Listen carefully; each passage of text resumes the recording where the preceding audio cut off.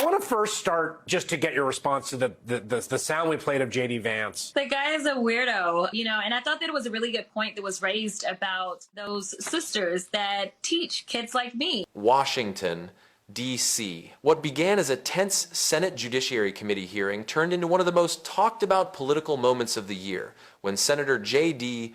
Vance's attempt to publicly humiliate Congresswoman Jasmine Crockett spectacularly backfired on live television.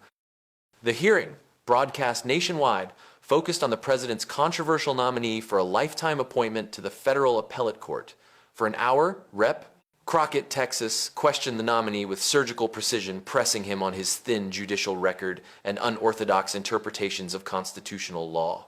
Her calm but relentless style left the nominee visibly flustered, and Senator Vance, the nominee's chief defender, bristled. Then came the moment that stunned Washington. Abandoning Senate decorum, Vance interrupted the proceedings and launched into a personal attack. He accused Crockett of grandstanding, mocked her legal expertise, and in a dramatic flourish, challenged her to a publicly proctored IQ test. Cameras captured his smirk as he leaned back, convinced he had cornered his opponent. What happened next flipped the narrative in an instant. Without raising her voice, Crockett accepted the challenge, but with a twist that left the room frozen. She proposed that both lawmakers release their complete academic and standardized testing records to the public: IQ, SAT, ACT, LSAT, and full college and law school transcripts. No exceptions. No redactions. It was a masterstroke of rhetorical jujitsu. In one move, Crockett shifted the contest from ego to transparency, from theater to accountability. She announced that her own office had already prepared her records for immediate public release. Then, with a calm precision that cut through the silence, she delivered the knockout. "Senator Vance, can we see your test scores now?" The effect was instantaneous. Witnesses described a visible change in the senator's expression, the confident grin replaced by shock and panic. He stumbled through half-formed replies about privacy and relevance, his composure evaporating under the glare of the cameras. Within hours, clips of the exchange flooded social media, amassing millions of views.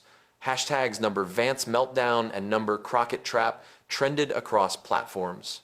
Analysts called it one of the most decisive rhetorical reversals in recent congressional memory. "It wasn't just a comeback," said one political commentator.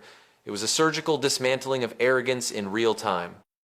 Behind the spectacle lay a deeper significance.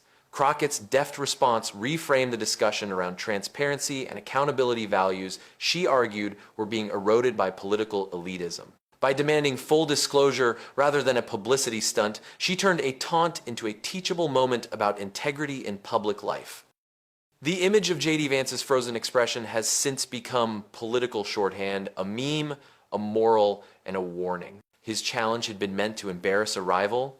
Instead, it exposed the fragility of his own myth. For Jasmine Crockett, it was more than a viral victory. It was a statement that in an era of performative politics, truth still has teeth, and that the most dangerous opponent is not the loudest voice in the room, but the calmest one armed with facts.